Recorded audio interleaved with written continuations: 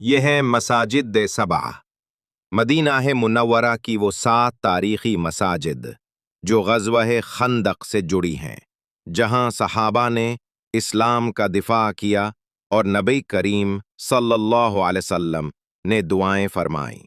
مسجد الفتح، سب سے بڑی مسجد جبل صلہ کے کنارے، یہاں نبی کریم صلی اللہ علیہ وسلم نے دشمنوں کے خلاف فتح کی دعا کی تھی۔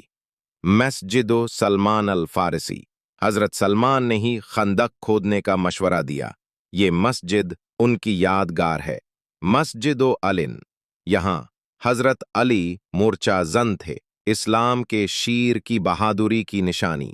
مسجد ابی بکر خلیفۃ الاول کا مرکز، جہاں سے دشمن پر نگاہ رکھی گئی۔ مسجد عمر، حضرت عمر کی جرأت اور اسلام کی قوت کا مظہر۔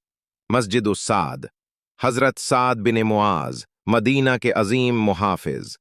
7ویں مسجد، کچھ لوگ مسجد قباء کو بھی شمار کرتے ہیں، مگر اکثر علماء کے مطابق یہ صرف 6 مساجد ہیں۔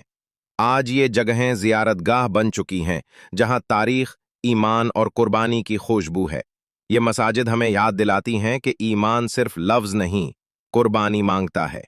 مدینہ جائیں تو مساجد سبع ضرور دیکھیں، یہ صرف مسجدیں نہیں بلکہ ایمان کی روشن نشانیاں ہیں۔